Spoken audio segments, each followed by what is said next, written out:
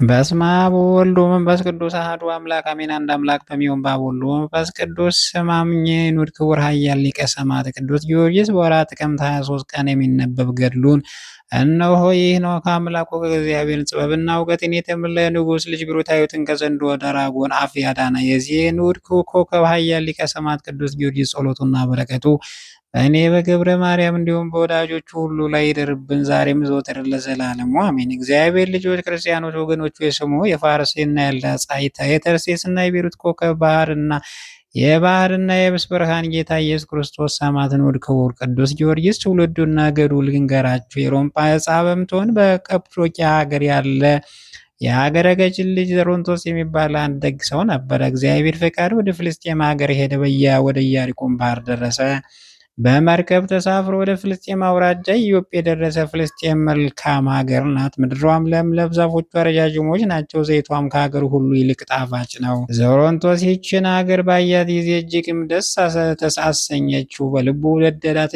በዚችም ፍልስጤም አውራጃ ላይ የምትባል ሀገር አለች። የብፁዕ ቅዱስ ጊዮርጊስ አባት ያ ሰውም በዚች ሀገር ውስጥ ተቀመጠ። ስሙም በሮም ቋንቋ ዞሮንቶስ ይሰኛል፣ በግብፅ ቋንቋ አንስጣሲዮስ ማለት ነው። ከተወለደባት ሀገር ይልቅ ይቺ ሀገር ወደዳት። ይቺ ቅድስት ሀገር ሐዋርያ ቅዱስ ጴጥሮስ በውስጧ በማስተማሩ የተቀደሰ ከታመመች 8 ዓመት በሆናት በሽተኛና በሌሎች ምዕመናን ላይ በቅዱስ ጴጥሮስ እጅ ታምራት ያደረገባት ናት። ከዚያ በኋላ በልዳ በሲኖዳ የነበሩ እርሱን አይተው ወደ እግዚአብሔር ተመለሱ የሚል በግብረ ሐዋርያት እንደተጻፈ ቅዱስ ጴጥሮስ በልዳ ከሚኖሩ ቅዱሳን ዘንድ ነበረ። በዚህ 8 ዓመቱም ኤንያ አገኘ። ሐዋርያ ቅዱስ ጴጥሮስም ኤንያን የጌታ ኢየሱስ ክርስቶስ ይቅር ብሎሃል፣ ተነሳና አገልጋይ አልጋን ተሸክመ ሄደ አለው። ያን ጊዜም ተነስቶ አልጋውን ተሸክሞ ሄደ።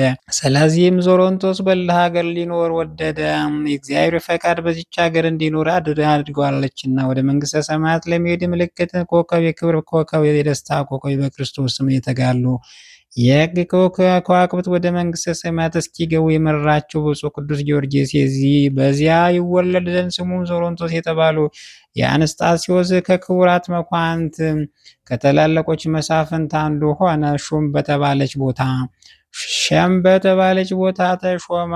ሮመላ በተባለች ሀገርም ኖረ። በዚያም ተቀመጠ። በዚያች ዘመን ምትጋላስና ጋሪስ ነግሰው አንዱ በሮም አንዱ በአንጾኪያ ይኖሩ ነበር። የቅዱስ ጊዮርጊስ አባት አንስጣስዮስም በወርቅና በብር ባለጸጋ ሆነ። ንጉሥ ጋላስም ብዙ ዘመን በቄሳሪ ሀገር መስፍን አድርጎ ነበር። የፍልስጤም ዕፃ ከምትሆን ያስ ከተባለች ሀገር በጽር ቋንቋ አቅሊያስያ የምትባል ሚስት አገባ። በግብፅ ቋንቋ ቴዎስታ ቤተ ክርስቲያን ማለት ነው። ይቺ ሴትም የተቀደሰች፣ የተመሰገነች፣ የተባረከች፣ የተመረጠች በብርሃን ዓለም ሁሉ ያበራውን የሰማዕት ኮከብ ይሸከም ዘንድ እግዚአብሔር ማኅፀኗን የባረካት ሴት ነበረ። ከዚያ በኋላ ዞሮንቶስ እርሷን አገባ። 2 ሴት ልጆችና ስሙ ጊዮርጊስ የተባለ ልጅ ወለደችለት። ያም ልጅ እንደመግባቱ ያማረ፣ ቁመቱ የደጋ ዛፍ የመሰለ፣ መልኩም እንደ መልከ መልአክ እግዚአብሔር ያማረ ነበር። የእህቶቹ ስም የአንዲቱ ማርታ የሁለተኛይቱ ዮስያ ነበር። ዮስያ እጅግ ባለጸጋ ነበረች፣ ወንዶችና ሴቶች አገልጋዮች ነበሯት። ቅዱስ አንስጣስዮስ እና ቴዎስታ እግዚአብሔር የሚወዱ ክርስቲያኖች ነበሩ። ለድሆችና ለጾም አዳሪዎች ገንዘባቸውን ይመጸውቱ ነበር። እሱም በወደደው መንገድ ይመራቸው ዘንድ በመዓልትና በሌሊት ወደ እግዚአብሔር ይጸልዩ ነበር። የሮም ነገስታት ጋላስና ጋሪዮስ እግዚአብሔር የሚያውቁ መምለኪያን ጣዖት ነበሩ። ቤተክርስቲያን ላይ ብዙ ስደት ያነሱ ነበር። ኋላም ንጉሥ ዱድያኖስ የሮም ነገስታት ወግቶ ሌሎች ኃያል ነገስታትና በሀገራቸው ላይ ሁሉ ድል አደረጋቸው። ከዚያ በኋላ ብላቴናው ጊዮርጊስ የ10 ዓመት ልጅ ሳለ ቅዱስ ጊዮርጊስ አባት 2 ሴት ልጆቹንና ልጁን ጊዮርጊስን ትቶ አረፈ። ብዙ ገንዘብ፣ ወርቅና ብር፣ ወንዶችና ሴቶች አገልጋዮችም እጅግ ብዙ ሀብት ትቶላቸው ነበር። ዳግመኛም ፈረስ፣ በቅሎች፣ ብዙ ከብቶችን፣ ስፍር ቁጥር የሌላቸው በጎች ትቶላቸው ነበር። በፍልስጤም ሀገር ሁሉ የሚስተካከላቸው አልነበር። የሀገራቸው ሰዎች ስለሚያደርጉላቸው በጎ ስራ ይወዷቸው ነበር። ንጉሥ ዱድያኖስ በቅዱስ ጊዮርጊስ አባት ፋንታ በፍልስጤም አውራጃ ሌላ ሀገር ገዢ ሾመላቸው። በእርሱም ፈጣሪውን እጅግ የሚወድ ነበር። የዚህ ጻድቅና የወገኖቹ ክብር የታወቀ ዕድሜው 5 ዓመት ከሆናትና አንድ ሴት ልጅ በቀር ወንድ ልጅ የለውም። ለክብሩ እንደሚገባው ታላቅ ማድረግ ወደ አገሩ በገባ ጊዜ ሕፃኑ ቅዱስ ጊዮርጊስ 10 ዓመት ልጅ ሳለ ልኮ አስመጣው። ብዙ ሰዓት አቅፎ ይስመው ጀመር። ብላቴናው ጊዮርጊስ ግን አባቱ ስለሞተ ያለቅስ ነበረ። ከዚያ በኋላ ከእርሱ ጋር ስላሉት ሰራዊት አለቃ ይሆን ዘንድ የወታደርነት ማዕረግ ሰጥቶት ልጁ ሊያደርገው እንድትሰጠው እናቱን ለመናት። እናቱም ልጅ ይሁንልህ ብላ ሰጠችው። ክቡር የወገኖቹን ማዕረግ ጽፎ 100 ወታደሮች ጨምሮ ወደ ንጉሱ ላከው። ንጉሱ መልእክቱን ባነበበ ጊዜ በኃያሉ ቅዱስ ጊዮርጊስ ደስ አለው። ወታደርነት ማዕረግም ሰጥቶ ከ500 ወታደሮች በላይ መኮንን አደረገው። አባቱ ከተወለደ ርስት፣ ጉልት፣ ግብርና፣ ገጸ በረከት ሌላ 400 ወቂት ብር ደመወዝ እንዲያገኝ ጻፈለት። ለነገስታት በሚገባ ክብር ወደ ሀገሩ መለሰው። ወደ ሀገሩም በገባ ጊዜ ሀገረ ገዢውና የሀገሩ ሰዎች ወጥተው ተቀበሉት። ወደ ትልቅ ክብር አዳራሽ ማገቡት። በማግስቱ እናቱ ለሀገሩ ሰዎች በሙሉ ለድሆችና ለባለጸጋዎች፣ ለሴቶች፣ ለወንዶች፣ ለታናሹ ለታላቁ በአንድነት ታላቅ የደስታ በዓል አደረገች። ባላቸው ለሞተባቸው ሴቶችና እናቶች፣ አባቶች ለሞቱባቸው ልጆች ብዙ ገንዘብ መጸወተች። ከዚያ በኋላ መስፍኑ ከነሰራዊቱ ጠርታ 3 ቀን ታላቅ ምሳ አደረገች። መስፍኑም ልጅ ጊዮርጊስ የገንዘቤን ሁሉ ወራሽ ነው ሲል ጻፈ። የመስፍኑም ልጅ ሚስት ልትሆነው አጨለት። በቤቱ ሁሉ ባለሙሉ ስልጣን አደረገው። በመንግስቱም ስራ ሁሉ መስፍኑ በስራው የረዳው 10 ዓመት ተቀመጠ። ቅዱስ ጊዮርጊስ 20 ዓመት በሆነው ጊዜ ቅዱሳት መጻሕፍት ሌላውን ጥበብ ፈጸመ። በስራው ሁሉ ብርቱ ሰው፣ ጀግና ወታደር ሆነ። በጦር ሜዳ መሪ ሆነ። በወታደር መሃልም በጀግንነቱና በወዳጅነቱ የሚወዳደረው ማንም አልነበረ። እግዚአብሔር ጸጋ አድሮበት ነበርና ከብርታቱና ከጀግንነቱ የተነሳ ያየው ሁሉ እስኪያደንቅ ድረስ ዘወትር በግርማው ላይ ግርማ፣ በኃይል ላይ ኃይል ይጨምርለት ነበር። ወደ ሰልፍም በወጣ ጊዜ ሊዋጉት የመጡትን ያዩትም ሁሉ ይፈሩት ነበር። እሱም በጠላቶቹ መሃል ፈረስ እየኮለኮለ እየመዘዘ ሰይፉን በእጁ ጨብጦ በፉከራ የኃያሉ ጊዮርጊስ ነው የመጣውላችሁ እያለ ያለ ድንጋጼ ወደ ሰፈራቸው ይገባ ነበር። ድምፁ ሲሰሙ ከድንጋጼና ከፍርሃት ብዛት የተነሳ ቀስታቸውን፣ የጦር መሳሪያቸውን ከእጃቸው ይጥሉ ነበር። እንዲህም አድርጎ ዘወትር ያጠፋቸውና የማረካቸው ነበር። በስራቸውም ሁሉ እግዚአብሔር ይረዳው ነበርና። ቅዱስ ጊዮርጊስ 20 ዓመት ከሆነው በኋላ ከተጨችው ከመስፍኑ ልጅ ጋር ጋብቻ ይፈጽም ዘንድ መስፍኑ አሰበ። ግን ንጹሕ ድንግል ሰማያዊ ሙሽራ ያደርገው ዘንድ ክርስቶስ ከሁሉ ነገር እንደሚጠብቀው አላወቀም ነበር። መስፍኑ በዚህ ሀሳብ ላይ ሳለ በእግዚአብሔር ፈቃድ አረፈ። ገንዘቡ ሁሉ ለብፁዕ ቅዱስ ጊዮርጊስ ተወ። ከዚያ በኋላ ሊቀ ሰማዕት ቅዱስ ጊዮርጊስ ቤሩት ወደምትሰኝ ሀገር ሄደ። በዚያች ሀገር ትልቅ መኮንን ነበረ። በሀገሪቱም በኢያሪኮ ዳርቻ የተቆረቆረች ናት። በሮማ አንጻር የተሰራች ቅርጽ ነበራት። ግንቧም እንደ ሊባኖስ ግንብ፣ በሮቿን በባህር በኩል ነበሩ። ቀጽሯ ብርቱ ነበረና በየብስም በመርከብ ለመጣ ጠላት አይደፈርም ነበር። የቤሩት ሀገር ሰዎች ግን አረመኔዎች ነበሩ። የፈጠራቸው እግዚአብሔር አያውቁም ነበር።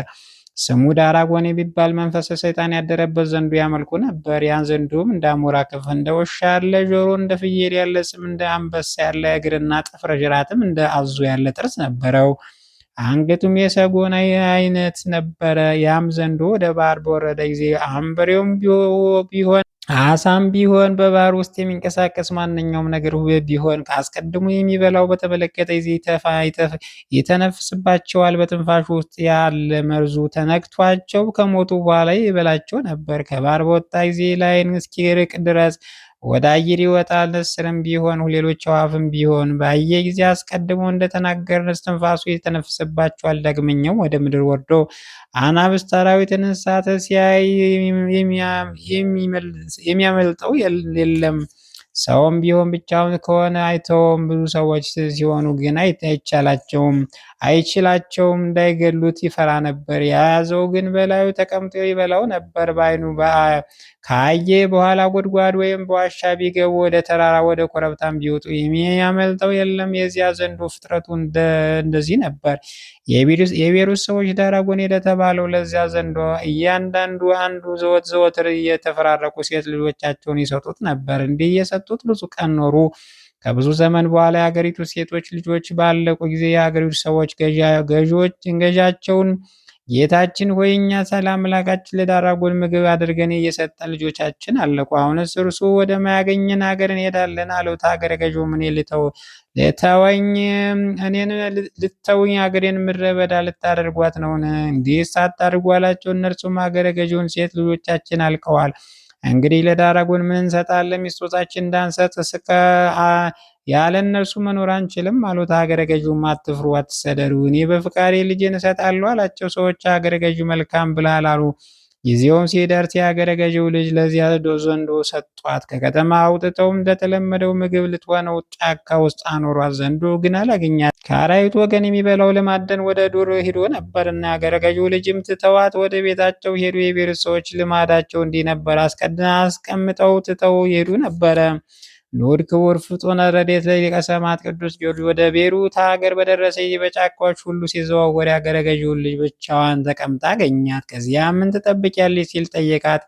ያችም ልጅ ቅዱስ ጊዮርጊስ ጌታዬ ሆይ ለአምላካችን ለዳራጎን እንዲበላ ተሰጥቶኛል አለችው። የአምላክሽ ዳራጎን ግብሩ ምንድን ነው አላት። የሆነውን ሁሉ ነገረችው። ኃያሉ ኮከበ ልዕልት ሊቀ ሰማዕት ፍጡነ ረድኤት ቅዱስ ጊዮርጊስም አሁን የት አለ አላት። እርሷም የሚበላውን አውሬ ሊፈልግ ሂዷል፣ እኔም እንዲበላይ ተመልሶ ይመጣልና አንተም እንዳይበላ ከዚህ ሂድ አለችው። ኃያሉ ቅዱስ ጊዮርጊስ ሰይጣን ያደረበት ይህ ከይሲ አልፈራውም አላት። እርሷ እኔ ስመለከት ጽሕም ያላወጣ ሕፃን ነህ፣ ከአምላካችን ከዳራጎን አፍ ልጆቻቸውን ማዳን ከተሳናቸው ከቤሩት ሰዎች አንተ ትበልጣለህ አለችው። ኃያሉ ሊቀ ሰማዕት ቅዱስ ጊዮርጊስን ከአማልክት ሁሉ የሚበልጠው ሰማይና ምድር የፈጠረ አምላክ ያለ ከዚያም ከተረገመ አውሬ እርሱ ያድነኛል አላት። ከልጅቱ ጋር ይህንን ሲነጋገሩ ያ ዘንዶ በእግሩ እየሰገረ የመጣ ኃያሉ ሊቀ ሰማዕት ቅዱስ ጊዮርጊስን ባየው ጊዜ አንገቱን መዘዘ፣ ምላሱንም አውለበለበ። በእርሱ ላይ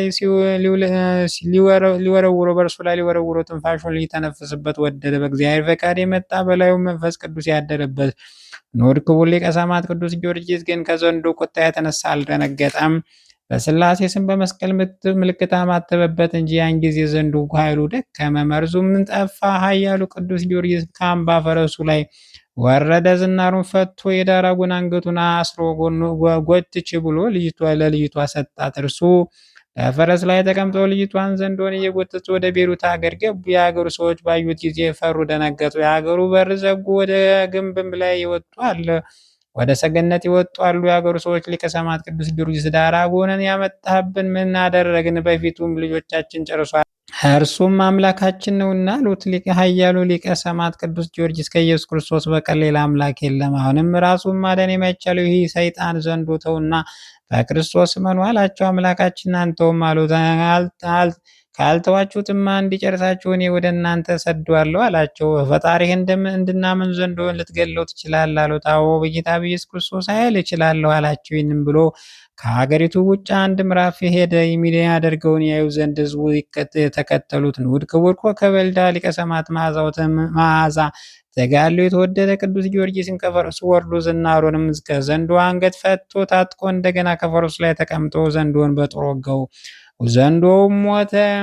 የቤሩት ሰዎች ሁሉ የጌታ ኢየሱስ ክርስቶስ በባሪያው ኃያሉ ኮከበ ክብር ሊቀ ሰማዕት ቅዱስ ጊዮርጊስ እጅ ያደረገውን ታምር ባዩ ጊዜ አመኑ።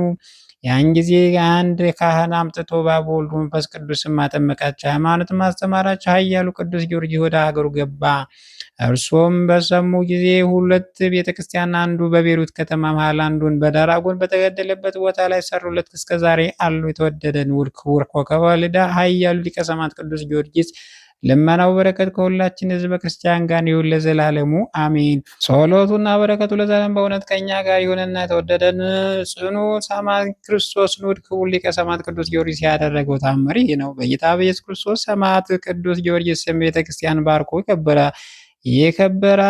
ያከበራት አንድ ኤጲስቆጶስ ነበረ። እሱም መስዋዕት አዘጋጅቶ ሕዝቡን ሁሉ ቤተክርስቲያን ተሰበሰቡ ነው። ከልጅነት ጀምሮ ጋኔን የያዘው ሰው ነበረ። ከሰው ጋር እንዳይገናኝ ዘወትር ይጥለው ነበር። ኤጲስቆጶሱም ቅዳሴውን ጸሎት እያነበበ የሚጸልይበት ያ ሰው በሁሉ ፊት ቤተክርስቲያን ውስጥ አለው። ጋኔሉም ኤጲስቆጶሱ እኔ ከአንተ ምን አለኝ? ከዚህ ሰው ልታስወጣ አይቻልም እያለ ሲሳደብና ይናገር ጀመር። እግዚአብሔር ያከበረው ሊቀ ሰማዕት ቅዱስ ጊዮርጊስን በጽኑ ስቃይ ጋኔሉን አሰቃየው። በሽተኛውም እጅና እግሩን አስሮ በጀርባ ያለ ገመድ ወደ ላይ 2 ክንድ አርቆ ሰቀለው። የሚይዘው የሚጨብጠው አልነበረም። ከዚያ ቀደም እንደዚህ ያለውን ተደርጎ የማያውቅ ታምር ተደረገ። ይሄ የተመለከቱ ሁሉ ቅዱስ ጊዮርጊስ ኃያል ከፍ ያደረገ ቅዱስ ጊዮርጊስ አምላክ እግዚአብሔር አመሰግኑ። ንዑድ ክቡር የተመሰገነ ሊቀ ሰማዕት ቅዱስ ጊዮርጊስ በሽተኛው ከተሰቀለበት አውርዶ በፍጹም ጤነኛ መልሶት ከአምዱ ስር አስቀመጠው። ታማሚው ግን ሐሰት እስኪመስለው ምን እንደሆነ አያውቅም ነበር። በቤተ ክርስቲያኑ የነበሩ ታምራቱን አይተው ካመኑ በኋላ የታማሚው ሁኔታ ለማየት ይጋፉ ነበር። ሰውየው ግን እንደ ሙት በድን ሆነ። ከእናቱ ማፀን ጀምሮ ቆሞ መሄድ ፈጽሞ የማይቻለው አንድ መጻጉዕ ቤተክርስቲያን በር አጠገብ ይለምንና ይጸልይ ነበር። በሰዎች እግር ስር በእጅና እግሩ የዳያን ጋኔን ይዞት የነበረው ሰው ለማየት ገባ። ወደ አንገቱን በተጠጋ ጊዜ ጋኔን የያዘው ሰው ሳበውና አንገቱን አነቀው። በዚያ የነበሩ ሰዎች ሰውየውን ለማዳን ይዘው ሳቡትና ከጉዳቱ አዳኑት። በዚህ ጊዜ ሰውነቱ ተንቋቋና ፈጽሞ ቀና። ከዚያም ተነስቶ ነፍሴን አውጪልኝ በማለት እየሮጠ ሄደ። የሚያውቁት ሰዎች እየሮጡ ቢከተሉ ሊደርሱበት አልቻሉም። ኤጲስቆጶሱ ያን ጋኔን የያዘውን በድን ተኝቶ የነበረው ልጅ ምን ሆነህ ነበር ሲል ጠየቀው። ጋኔን የያዘውም ሰው በልጅነት ጀምሮ ይዞ ያሰቃየ ያለ እኔ ግን አላየሁም ነበር። በሚይዘኝ ጊዜ የእሳት ነበልባል ያለው ከፍርሃቴም የተነሳ ተንቀጥቅጬ መሬት ላይ ወድቃለሁ። እስከሚተወኝ ድረስ ራሴን አላውቅም። ሰዎች አንስተው ከሰዋራ ቦታ ያስተኛል። እነሆ ዛሬም ሲይዘኝ አላውቅም። እነሆ ዛሬ ግን ሊቀ ሰማዕት ቅዱስ ጊዮርጊስ ከቤተ መቅደስ ወጥቶ እጄን ይዞ አጽናኝ። በዚህም ጊዜ ይህንን ጋኔን ዛሬ ብቻዬን በዓይኖች አየሁት። መልኩ እጅግ የጠቆረ፣ ዓይኑ ፍጹም ደም ይመስላል። ቅዱስ ጊዮርጊስ ብዙ አሰቃየው። ዳግም ወደዚህ እንዳይመለስ አስማለው። ከቤተ ክርስቲያን አስወጥቶ ወደ ገደል ወረወረው። እየጮኸ በኀፍረት ሸሸ። ነው ለሥጋዬ ዕረፍት አግኝቼ ደክሞኝ ተኝቼ ሳለ ይህ መጻጉዕ ሰው መጥቶ ሲመለከተኝ በዓይኖቼን ገልጬ ሊቀ ሰማዕት ቅዱስ ጊዮርጊስ አየሁት። እጄንም ይዞ ወደ መጻጉዕ ሰው አንገት ላይ አጽናናው ዘንድ አመለከተኝ። ነው ሰውነቱ ሲንቋቋ እንደሰማችሁት በኃይል ሳብሁት። እርሱም እግሮቹ በአንጻሩ ሳባቸው። ዳግመኛ ለቀው ዘንድ ሲያመለክተ ለቀቁት። እርሱም እነሆ እንዳያችሁት ተነስቶ ሸሸ። ሊቀ ሰማዕት ቅዱስ ጊዮርጊስ በስተራስጌ በኩል ወደ ሰማይ ሲወጣ እየተመለከቱት አላቸው። ኤጲስቆጶሳቱና ሕዝቡ ይህንን ተአምር ሰምተው ፈጽሞ አደነቁ። በታላቅ ቃልም እስከ ዘላለሙ እግዚአብሔር የተመሰገነው እያሉ ምስጋና ቀረቡ። የሰውና ሌሎች ከደዌ የተፈወሱ ሁሉ እስከ ዕለተ ሞታቸው ሊቀ ሰማዕት ቅዱስ ጊዮርጊስ ቤተክርስቲያን ሲያገለግሉ ኖሩ። ለዘላለም ምስጋና ለእርሱ ይሁንና በጌታ በኢየሱስ ክርስቶስ በአምላካችን በኢየሱስ ክርስቶስ ኃይል በሊቀ ሰማዕት ቅዱስ ጊዮርጊስ ቤተ ክርስቲያን ብዙ ሰዎች ከርኩሳን መናፍስት ከብዙ ደዌ የተላቀቁ ወንዶችና ሴቶች ሕፃናት ሁሉ በእግዚአብሔር ቸርነት ዳኑ። ሁላቸውም ባለ ዘመናቸው በሊቀ ሰማዕት ቅዱስ ጊዮርጊስ ቤተ ክርስቲያን እያገለገሉ ኖሩ። የሊቀ ሰማዕት ቅዱስ ጊዮርጊስ አማላጅነቱ ከሕዝበ ክርስቲያን ጋር ለዘላለሙ ይሁን አሜን። በምስጋና በጸጋ ክብር የተከበረ በአማላጅነት ሕሙማን የፈወስ ጋኔን ያሰቃየውን ለነበረው በሽተኛ ጤነኛ ያጎናጸፈው ሰማዕት ክርስቶስ ክቡር ሊቀ ሰማዕት ቅዱስ ጊዮርጊስ ፊቱ የሚያስደስት መልኩ የሚያበራይ ደስታ ግምጃ እኔ አገልጋይን ታለብሰኝ ዘንድ እለምናለሁ ለዘላለሙ አሜን። በስመ አብ ወወልድ ወመንፈስ ቅዱስ አሐዱ አምላክ አሜን። አንድ አምላክ በሚሆን በአብ ወልድ ወመንፈስ ቅዱስ ስም አምነን ጥቅምት 23 በዚህች ቀን ለአባቶቻችን ሊቃነ ጳጳሳት 52ኛ የእስክንድርያ ሊቀ ጳጳስ አባ ዮሴፍ አረፈ። ይህም አባት ከመኑፋ ሀገር ከታላቆች ወላጆቹ ወገን ወላጆቹ ብዙ ገንዘብ ያላቸው ነበሩ። ታናሽ ሆኖ ሳለ አባት እናቱ ትተው ሲሞቱ ድሃ አደጉ ነው። እግዚአብሔርን የሚወድ ሰው አሳደገው። አድጎ በጎለመሰ ጊዜ ወላጆቹ ገንዘብ ሁሉ ወስዶ ለድሆችና ለምስኪኖች መጸወተ። ከዚያ በኋላ ወደ አስቄጥስ ገዳም ወጡ። ከአንድ ጻድቅ ሽማግሌ ሰው አባት ዘንድ መነኮሰ። በበጎ ገድል ሁሉ እየተጋደለ ኖረ። ዳግማዊ አባ ማርቆስ ሊቀ ጵጵስና በተሾመ ጊዜ የዚህ አባ ዮሴፍ በጎ ጠባዩና ትሩፋቱ ዜና ተሰምቶ መልእክተኞችን ልኮ ወደ እርሱ አስመጣው። በቤቱም አኖረው። ከብዙ ወራት በኋላ አባ ዮሴፍ ሊቀ ጳጳሳቱ አባ ማርቆስ ወደ አስቄጥስ ገዳም ይሄድ ዘንድ ተወኝ ብሎ ለመነው። ያን ጊዜም ቅስና ሹሞ አሰናበተው። ሊቀ ጳጳስ አባ ስምዖንም እስካረፈ ድረስ በዚያ በአስቄጥስ ገዳም ኖረ። ከዚያ በኋላ የግብፅ ሀገር ያለ ሊቀ ጵጵስና ብዙ ወራት ኖረች። ከዚያም በኋላ ኤጲስቆጶስ በማለጃ ስለተቀበሉ ከአንድ ሚስቱ ከሞተችበትና ማሰበ ከሆነ ጸሐፊ ጋር ሊቀ ጵጵስና የሾሙት ዘንድ ተስማሙ። ኩሌቶች ግን ተቃወሙት። እንዲህ አሏቸው፣ የአባቶቻችን ቀኖና መማለጃ የሚቀበለው ሁሉ ወይም ስለ ክህነቱ ሹመት መማለጃ የሚሰጠውን ያወግዛል። ይልቁንም ይህ ሰው ሚስት አግብቷልና እንዴት ሊሾም ይችላል? በወንጌላዊ ማርቆስ ወንበር ላይ የሚሾም ንጹሕ ድንግል ነውና። ይህንም ባሏቸው ጊዜ ፈሩ። ተመልሰውም ተስማሙ። ለዚች ለከበረ ሹመት የሚሻለውን ይገልጽላቸው ዘንድ ክብር ይግባውና ወደ ጌታ ኢየሱስ ክርስቶስ በአንድ ምክር ሆነው ጸለዩ። እግዚአብሔር ሰምቷቸው ለዚች የከበረ ሹመት የሚሻል አባ ዮሴፍ እንደሆነ አሳሰባቸው። ከዚያ በኋላ አባ ዮሴፍ ያመጡት ዘንድ ወደ አስቄጥስ ገዳም መልእክተኞችን ላኩ። መልእክተኞቹም አባ ዮሴፍን የመረጥከው ከሆነ ምልክትን ትገልጽ ዘንድ አቤቱ እንለምናለን። የቤቱን ደጃፍ ክፍት ሆኖ ካገኘ ምልክት ይሆነን ብለው ወደ እግዚአብሔር ለመኑ። በደረሱም ጊዜ አንዱ መነኩሴ እየሸኘ በባቱ ደጃፍ ሆኖ አባ ዮሴፍ አገኙት። በአያቸው ጊዜ መንፈሳዊ ሰላምታ በመስጠት እጅ ነሳቸውና በደስታ ተቀብሎ ወደ ባቱ አስገባቸው። በዚያን ጊዜ ለአባ ዮሴፍ ሊቀ ጵጵስና ይገባዋል ይገባዋል እያሉ ይዘው ታሰሩት። እርሱ ግን እኔ ብዙ ኃጢአት ሰርቻለሁና የከበረ ሹመት አይገባኝ ያለ ይጮህ ነበር። እርሱም ወደ እስክንድርያ ከተማ ወስደው ሊቀ ጵጵስና ሾሙት እንጂ ምንም ምክንያት አልተቀበሉትም። በወንጌላዊ ማርቆስ ወንበርም በተቀመጠ ጊዜ ለአብያተ ክርስቲያናት እጅግ የሚያስብ ሆነ። ለእርሱ የሆነውን የግብሩን ገቢ ወስዶ ምድሮች በመግዛት ለቤተ ክርስቲያን መተዳደሪያ ሊሆኑ ጉልቶችን ያደርጋቸው ነበረ። አዘውትሮ ሕዝቡን የሚያስተምራቸው ሆነ። ምንም ለእያንዳንዱ ቸል አይልም። ነገር ግን ሰይጣን ስለቀናበት ያለ ሐዘን አልተወም። ይህም እንዲህ ነው። በምስር ሀገር የተሾሙ 2 ኤጲስቆጶሳት በሕዝቡ ላይ ክፉ ነገር በማድረግ በማይገባ ስራ አስጨነቋቸው። እነርሱም በርኅራኄና በፍቅር መጎብኘታቸው እንዲጠብቁ አዘዛቸው። ለመናቸው። እነርሱ ግን ሰምተው ከክፋታቸው አልተመለሱም። በሕዝቡም ላይ ችግር ባበዙ ጊዜ ሕዝቡ ሁሉ በጠቅላላ ወደ ሊቀ ጳጳሱ አባ ዮሴፍ መጡ። በፊቱም እንዲህ ብለው ጮኹ። ኤጲስቆጶሳት ከላያችን ካላነሳቸው እኛ ወደ ሌላ ሀገር እንገባለን።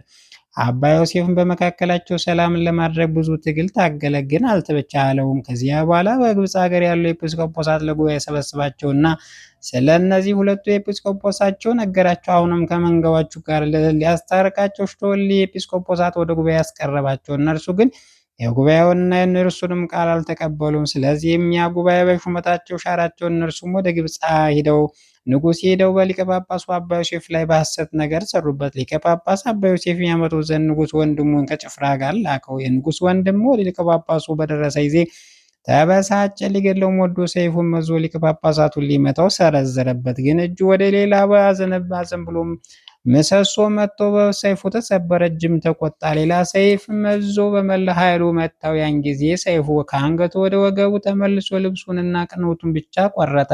የንጉሥ ወንድም ከክፋቱ ንጹሕ እንደሆነ ስለዚህም አምላካዊ ኃይል እንደምትጠብቀው አስተዋለም። ወደ ንጉሡ በክብር ያደረሰው ወንድሙ ለሆነ ንጉሡም በእርሱ ሊቀ ጳጳሳት የሆነው ሁሉ ነገረው። ንጉሡም ፈራው፣ አከበረው። ከዚያ በኋላ ስለከሰሱትም ስለ 2 ኤጲስቆጶሳት ጠየቀው። እርሱም ስለ ክፋታቸው ስራቸው በጉባኤ እንደተሻረ እውነቱን ለንጉሡ አስረዳው። ያን ጊዜ ሐሰተኞች እንደሆኑ ንጉሡ አወቀ፣ ይገድሏቸውም ዘንድ አዘዘ። ሊቀ ጳጳሱ አባ ዮሴፍም ንጉሡን እንዲህ ብሎ ማለደው፣ ጌታ በክፉ ፋንታ በጎ እንድንናገር አዞናል። ስለዚህ ስለ እግዚአብሔር ብለህ ማራቸው እንጂ አትግደላቸው። ንጉሡን ስለ የዋህነቱ አደነቀ፣ ልመናውን ተቀብሎ ማለለት። ከዚያ በኋላ በሹመቱና በኤጲስቆጶሳቱ ላይ የፈለገውን ያደርግ ዘንድ ቢፈልግ እንዲሾም ወይም እንዲሽር የሚቃወም እንዳይኖር ደብዳቤ በመጻፍ ስልጣን ሰጠው። በዚህም አባት ዘመን የኢትዮጵያ ንጉሥ ወደዚህ አባት ወደ ሊቀ ጳጳስ አባ ዮሴፍ እንዲህ ብሎ መልእክትን ላከ። ለወንጌላዊ ማርቆስ መንበር በላዩ ሊቀመጥ ለተገባው ቅስና እጅ እነሳለሁ። በእኔ በመንግስቴ ላይ በመላ ወገኖች በኢትዮጵያ ሰዎች ላይ ይቅርታ እንድታደርግና አባታችን አባ ዮሐንስ እንድትልክልን ለምንሃልን። ከሀገራችን ሰዎች ከእውነት መንገድ የወጡና የሳቱ ጳጳሳትን አባ ዮሐንስን እኔ ሳልኖር ሳላውቅ ባባረውታልና፣ ስለዚህም በሀገራችን ቸነፈርና ድርቅ ሆኖ ከሰዎችም ከእንስሶችም ብዙዎች አለቁ። አሁንም አባቴ ወይን ስንፍናችን ይቅር በለ፣ መሐሪ ይቅር ባይ ወደ ሆነ እግዚአብሔር ፈጽመ ይማልድልን ዘንድ በከበረው ጸሎቱ ከዚህ መከራ እንድን ዘንድ አባታችን አባ ዮሐንስን ላክልን። አባቴ የተባረረበትን ምክንያት እኔ ያስረዳለሁ። እኔ ልጅ ከአባቴ ከጳጳስ አባ ዮሐንስ ቡራኬ ተቀብዬ እርሱ ከሰራዊቴ ጋር በፍቅር አሰናብቶ ወደ ጦር ሜዳ ሄድሁ።